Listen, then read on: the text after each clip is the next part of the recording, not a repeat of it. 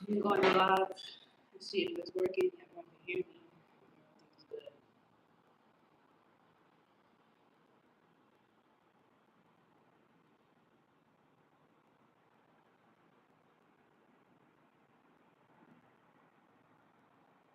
Yo.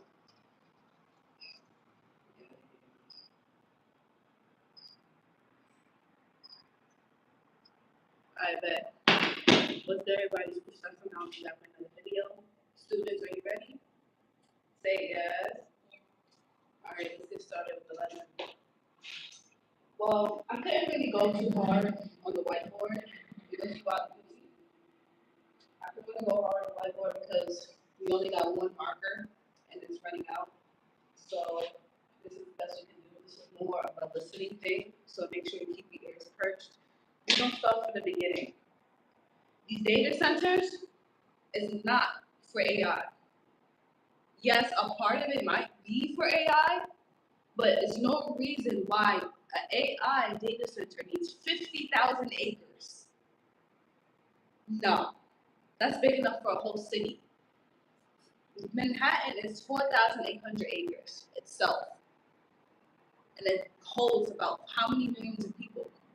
Why does an AI center need that much acres?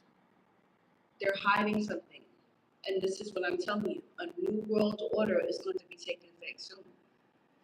They want you guys to be slaves. They're tired of paying you. They're tired of the complaints. They're tired of people waking up. And this new generation, millennials, started it. Gen Z is finishing it. And Gen Alpha is going to put the icing and the cherry on the cake. What I'm trying to let everyone know is things is about to get scary around this bitch. You think it's bad now? Wait until this year. Wait until hantavirus comes in full effect. You see how they did the whole paid actor, the cruise ship, and it went silent because everyone was like, oh, that's not real, that's not real. Watch when it gets cold again. We're going to have another pandemic. Stock up on your water, your toilet tissue, seeds, food, whatever you need, because we're going, and I repeat, we're going to have another pandemic. But what they're going to do with this one is they're going to make it seem like it's a famine, that you're not unable to get food, you're unable to trade, unable to do all these things. The only way you can have all your basic necessities met is if you go on these data centers and live there. A good example of two movies that are good examples of what's about to happen is one, Leave the World Behind, which is ironically made by Michelle and Barack Obama. The ones who sold us out to Israel. We don't continue there. And The Darkest Minds. This is what they're going to do with the gifted. I know a lot of people don't believe in the whole chosen. Oh, there's no such thing as the 144,000. There's no such thing as this. There's no such thing as that. But it's been proven time and time again. Within these movies, they have to tell you the truth to avoid karmic law. I'm going to repeat that again. They have to tell you the truth to avoid karmic law and to delay the karma for their actions. Excuse me. And we're going to break down what's going to happen once these data centers go into full effect and they start this whole thing about a virus, a disease that's killing all these people. And the only thing way you could survive is by living at these data centers. So we get my shades on. Y'all need to look me in my eyes.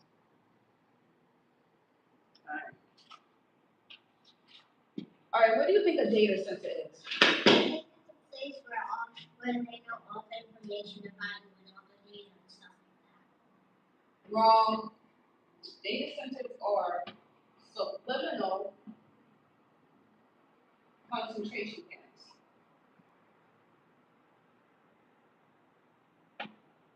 You work for food and living.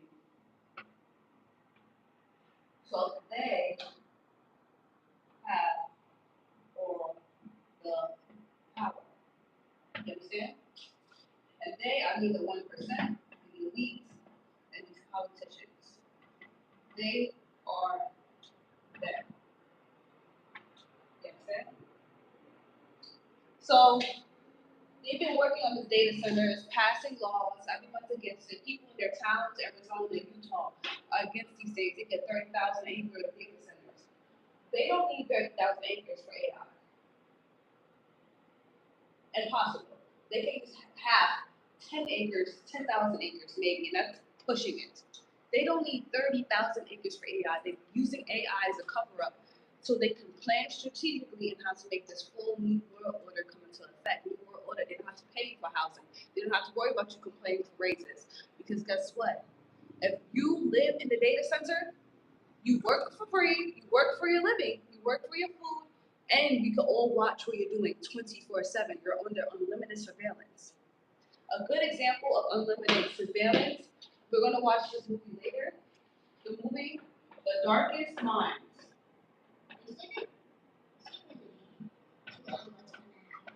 Yes, The Darkest Minds movie is going to be related to what's going to happen once this new world order and these AI centers and the hantavirus comes into effect. We should, but I'm trying to spread awareness so people won't be scared and they can be prepared for what's going on. Now, let's go here. In The Darkest Minds, it's about a pandemic where 98 of the Americans' children are wiped out, they die. The only ones that lives are the ones that has enhanced supernatural abilities. And it's not only going to be children that survive it, it's going to be adults too, because it's a lot of adults that's chosen, wondering why they go through all these struggles, all these things that they go through in their life, not even realizing that they've been set apart and they have different abilities that people that don't have these abilities can sense and smell that a mile away. Let's get into it. The Darkest Minds. Like I said, we're going to watch it. You're going to watch it with me, and I want you guys to watch it yourselves. Basically, a pandemic broke out, killing most of the population and turning the heads of most of the NPC adults. Only ones left that's actually functioning but has heightened awareness, heightened powers are the children, and they're broken down into categories by color. Let's do the colors. Green, super intelligence, computation. Blue, telekinesis, data routing. Gold, electrokinesis, the power grid. Orange and reds are the most dangerous. They have mind control, destructive powers with fire specifically, and they have other like fire bending, earth building abilities like that. If you guys know the Avatar, the last Android, I recommend you guys checking that out as well. Oh yeah, I know. Yeah, we know that show. Yeah, we know that show. It's not on my continue to watch. But what I'm trying to basically tell you is these data centers are going to be camps soon. Oh, if you're hungry, you need to get this chip. Oh, if you're hungry and you don't have this, you can live here and work and we'll take care of it. Across the United States, Virginia, Ohio, Iowa, Oregon, Utah, Arizona, they even have some in New York. They have these massive windowless data center companies and campuses being erected at an unprecedented rate. They are heavily guarded, surrounded by National Guards, and fences high as shit, so you can't even climb out if you wanted to. Once you're in unless authorized out. In reality, we aren't containing biological children yet, but this is why they're building it now. So, in a few years, people, I don't have any other choice. I have to go to these camps, these data centers, like I told you guys, bro. And this whole thing is complete secrecy. Why are they hiding these data centers? Only selected people can work in these data centers. Even I had a TikTok video of a guy talking about how they're hiding something within these data centers because even people that work there can get past a certain point. They're hiding something, and it's because we're awakening at a faster rate than they would like. Why are we awakening at a faster rate than we would like? You have any guesses, Lauren?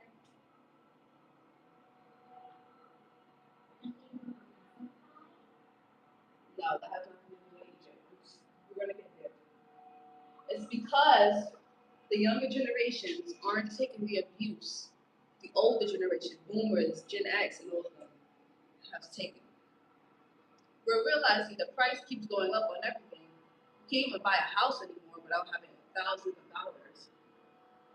But the price of the cost of raising, I'm not saying I can't even talk because they don't want me to. I'm going to keep going. I'm going to slow down. cost of living is rising, but the prey rates aren't rising as well. And it's on purpose and it's for a reason. The reason they're doing this, so these young people that are waking up, they're realizing that we're not asleep like them. We're not controlled by TV, we're not controlled by radio. And besides that, a whole other things that's going on are being implemented.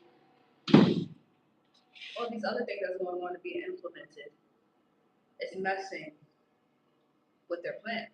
And they know the more and more we awaken as a society, especially the younger generation, the more they will be able to control us, the more we will make our own alternatives, the more we will less be willing to put up with their bullshit versus older generations.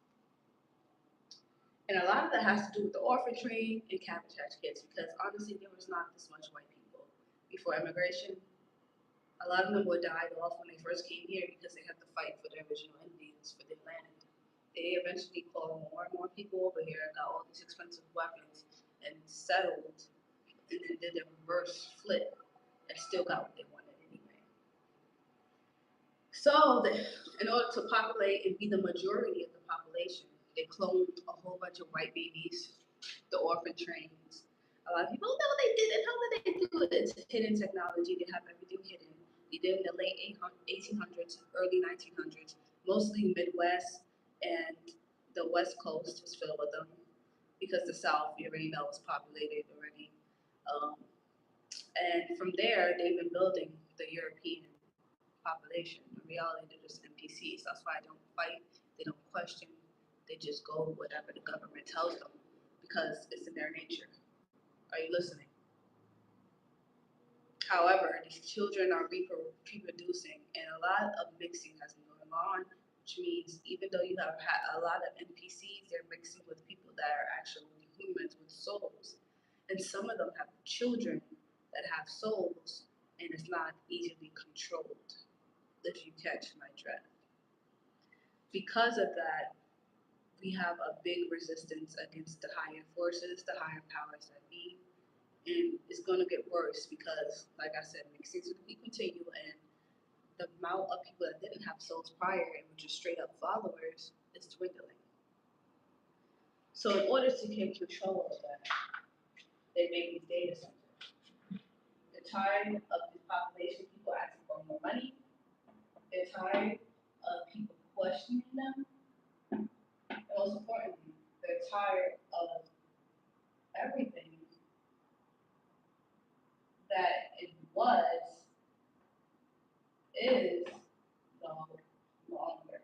People are making their own alternatives, and people are realizing that the higher forces and higher powers that be don't give a fuck about anyone, not even themselves. So, in order to maintain control, what do? They make these data centers.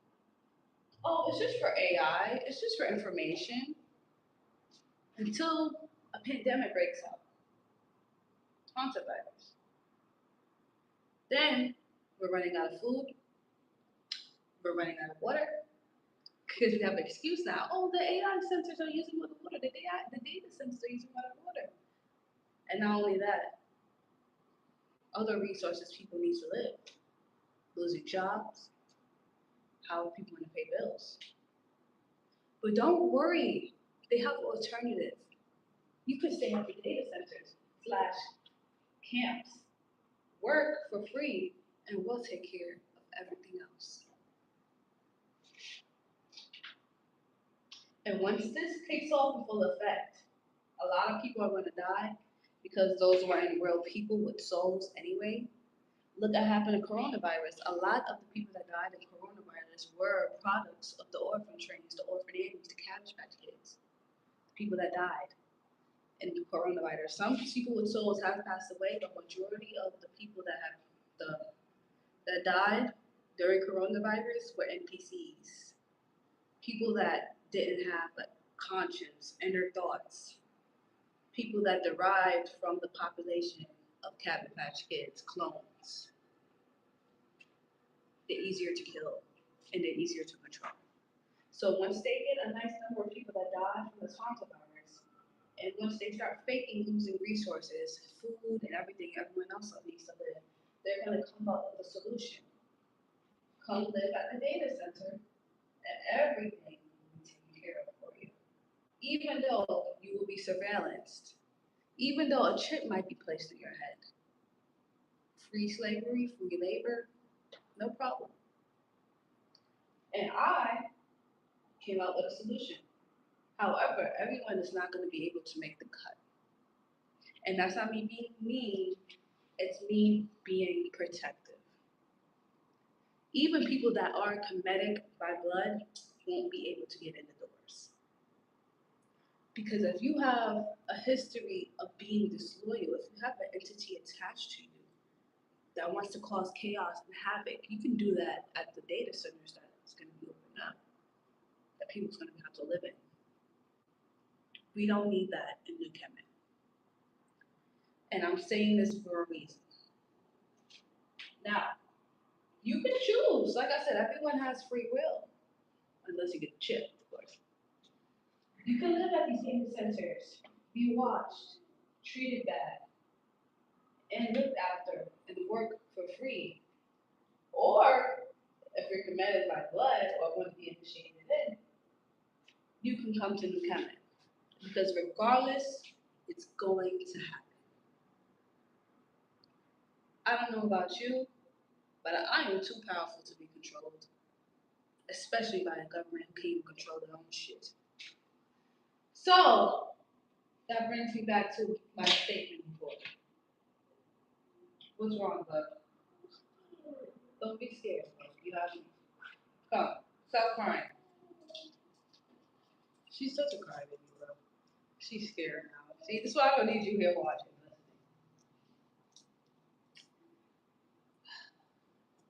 The ultimate connection as to why the camps and the real data center exist. The fear of a generation gap. The adult authority figures are terrified because the youth possess the evolutionary leap that they don't understand. Remember, these are NPCs we're talking about. And even if they're not NPCs, these older generations got something out the deal. They got homes, careers, and they settled for crumbs. And they took it. As long as they could go to a show on the weekends, go on vacation once a year, they were satisfied. Now Gen Z, millennials, and like I said, Gen Alpha, they're gonna put the cherry on the cake. As long as, like I said, as long as they had a piece of the pie, the older generations, they didn't care what they could do. These governments could do anything. They didn't care. They didn't. But now with Gen Z, Gen Alpha, we can't buy a house. We could barely get a car. We could barely buy food. We could barely go out. What's the point of working? And I'm telling you, another pandemic. They soft launched the pandemic, the hantavirus, and magically it's disappeared. Even though they said it was now there's about how many cases throughout these states? Do you think it's going for real now? It's gonna come back once it gets cold, and that's when they're gonna start their shit. They fear the generation that questions. They fear the generation that wants more. So they coming up with a solution, a soft launch with these data centers, which eventually will be camps that you will live in and work for free while they provide food, a roof over your head, and you could be surveillanced 24/7. Not only that, look at the Neuralink videos. They're soft launching everything now. So when the time comes and a lot of these NPCs start dying off, they have a solution to the problem. Don't fall for it. Like I said, if I really want you guys to watch The Darkest Minds, because the little girl, some of these people, these NPCs, once they flip the switch, they're gonna turn on their own kids, especially the kids that have abilities. A lot of your special supernatural abilities confirmation will be heightened. And a lot of people don't understand, and what they don't understand, they try to control or erase. That is why I decided on making New Kemet. One, because this is our land anyway, and two, I feel like my people have suffered enough. And I know the younger generation is not going to sit back and let these pussyfoot motherfuckers try to put us in the center, put a chip in our head, and tell us what to do and not pay us and watch us 24/7. That's not only an invasion of privacy, That's an invasion of all our civil rights that my people, again, my people have fought for. So, this reason right here made me create the blueprint to New Kemet. I doubt we're going to get our reparations. That's why they're doing this reparations committee. The stupid, we're going to do, what's on the call it? We're going to do a study for 600 years until the data centers are up, and then we'll think about giving reparations. They're not going to give us no fucking reparations. I went to a few of those meetings. I sat in. I saw the game. So, they're not going to give it to us. We're going to have to do something and put matters in our own hands. And that's why I'm making these videos and I'm doing this every day, not only to wake people up, but make people realize that we can make a bigger change, a bigger impact than what they want to understand, and wake y'all up to see what you guys are doing. They know, the 1% know everything. They don't know everything because their ancestors before them didn't really tell them much. But a lot of them are reptilian anyway. But that's another video for me. So this is why I'm soft launching New Kemet. It may not happen today, it may not happen tomorrow, but it's going to happen, especially by the time this shit happens. The data centers come with the camps. They're going to change their names. Not going to be data centers, it's going to be camps. Watch. Anyways, let's get back to our education about the pharaohs and what we can implement from the past into New Kemet. All right, what do you remember from yesterday about the first two pharaohs, Djoser and NAMII? I remember that you said that NAMII was the father of the nation. Yes, he's the first pharaoh, NAMII, Menace. And Djoser, he's the second pharaoh. He was the second pharaoh, and he created the temples and stuff. Yes. And he hired another guy. I forgot his name. Yep. And another thing about the data centers. Next time you drive by a huge data center that's, for security, all the other bullshit, remember the sterile data center campus with fans and lights for cloud storage. And remember the Darkest Minds movie. It's going to look exactly like that already does. Built to feed, power, and contain the advanced state of civilization to come. Like I said, you don't have to believe me. Sit back and watch. But before that, let's get back to the third pharaoh. The third pharaoh is Khufu, aka Cheops. That's the Greek name that the Greeks gave them because in ancient Egypt they was cool with the Greeks. And they didn't speak the same language, but for some rare reason, everyone understood each other even though they didn't speak the same language. And they named him Cheops, and he liked the name, so he kept it, but he wrote his cool. He built the Great Pyramid of Giza. You want to see a picture of the Great Pyramid of Giza? All right.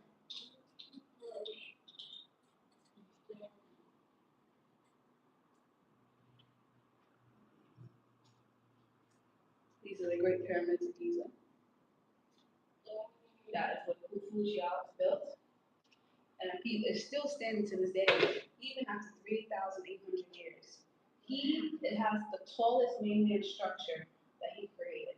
He made a state-organized labor and logistics system that modern construction companies use to this day.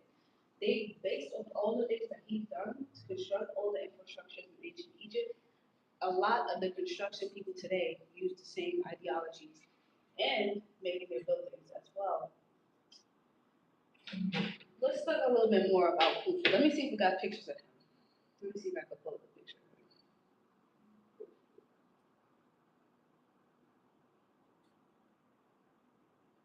This is one of the oldest statues of Khufu Cheops, the third pharaoh.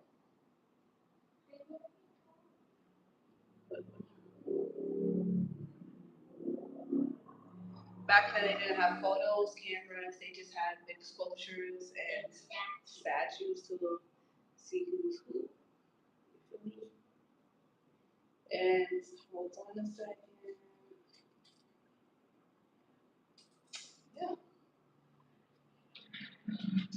Like I said, the Greeks renamed him Cheops, which I don't even understand why they gave him that authority or whatever. He ruled for about 23 years in Egypt. He basically was more focused on building infrastructure like pyramids and energy centers for the people. His father, Sennacherib, spent his entire reign figuring out how to build a smooth-sided pyramid. And through trial and error, he could not do it. However, when his son, Khufu, took the throne, he already had the plans. He just executed and built one of the most popular pyramids to this day. Funny, right? His father couldn't get it, so his son did. He also commanded and made an economy very strong enough to feed, house, and pay 20,000 workers without disrupting the state. The Great Pyramid was designed and supervised by Khufu's advisor and nephew.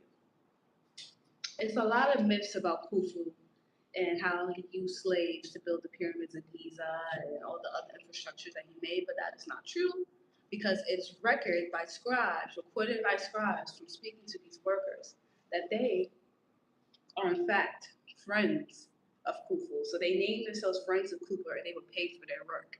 Even though they tried to make him seem like he was this huge slave owner, he was not a slave owner.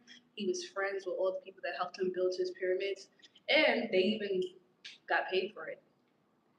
Funny enough, right? A portrait of Khufu is a 3-inch ivory figurine found in Abydos in 1903. It's very tiny for someone who built the structure for the largest pyramids on earth. But it is a symbol of his humbleness because after he passed on, his son, Khafre, or Shepran, the fourth pharaoh right here, Khafre, who built the second great pyramid of Giza and commissioned the Great Sphinx. Let's take a look at the Sphinx in the second period, the second, you know.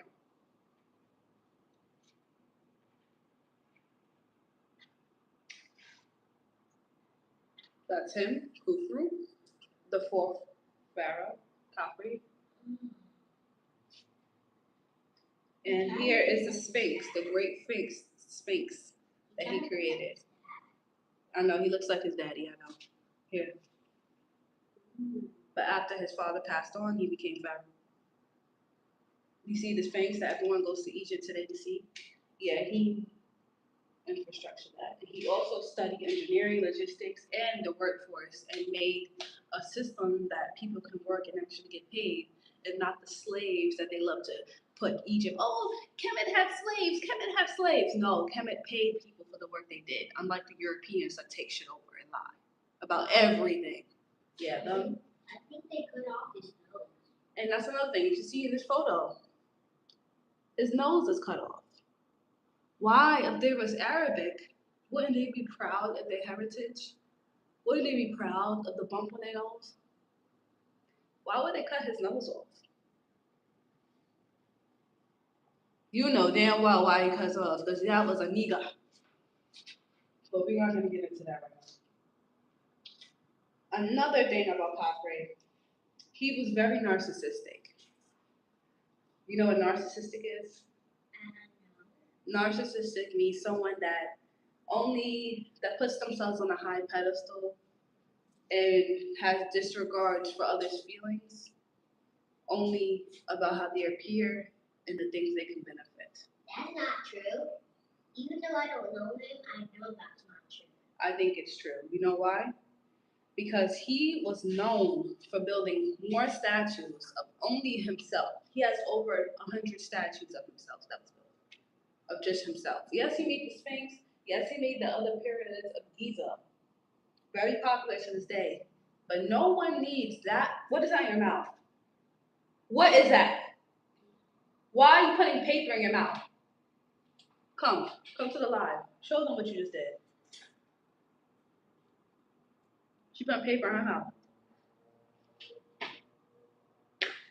No projector for you today. Anyways, he's very narcissistic. And even though he commissioned the Great Sphinx and all these great things that's tourist attractions to this day, he was very in love with himself. He felt like he came from divine. He felt like he was the best. And there's nothing wrong with having confidence, but over 100 statues of oneself is ridiculous. But he created great things. Modern construction is based off him and his father's systems, and the Sphinx is the world's best structure today in Egypt. So he did make his contribution. He did. With that being said, what can you say, and how and what did they do that could be used in the Kemet? Speak art. I think that we could build big statues that have a lot of structure and that can last like over a lot of years. What kind of statues? Like not, I think everyone can have one statue of themselves and a lot of statues of the king and stuff like that. Statues of the royal court. Yes, too. And pyramids. And one per self. Energy centers. What else should we build? One statue of themselves for the citizen because 100's too much. But we're gonna have hundreds of people eventually. Yeah. Because we're gonna keep having kids, keep populating the world. Yeah. But like everyone's gonna get one person. Medical centers. Beauty centers. We're gonna have the pink palace. The pink palace is where the beauty, the nails. Oh yeah, that stuff. The lock center for men that wants to get their locks done / barbers. The food hall, like I said, we serve food every day for people who cannot afford to eat. What other things do we think we should build in Kemet? We should build a statue of unity. Yes, we're gonna have a big statue of unity. Anything else? And I don't know. Because that statue of unity is a symbol of friendship. You know, it's a symbol of one band, one sound. Yes. Kemetic power. And we have to have schools. A bunch of them. Complex. Bases for the military. Oh yeah. Like I said, we're just brainstorming right now. And many other things. And if you're new here, any questions? They're gonna need fried chicken at the food hall. Oh yeah, shut up. We're not talking about it. Where's 12 o'clock rings? Highest pharaoh, co-pharaoh, the royal family, advisors, high priestesses, nobles, military officials and generals, scribes, Anunnaki, constructions and architects. And these are all chosen of the royal court. Question? Aren't the creators a part of the royal court? Creators. Lieutenant. Yes. But it's a ranking system, so these are highest ranking and these are the lowest ranking. And at the bottom is prisoners of war.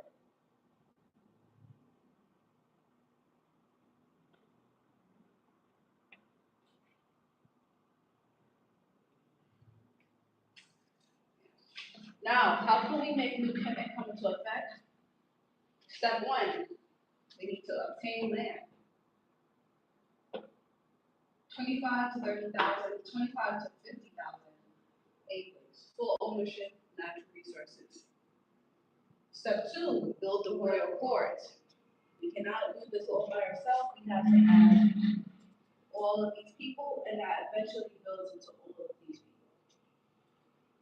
people. Step three, learn the language. We need an official language that cannot be deciphered easily by the enemy.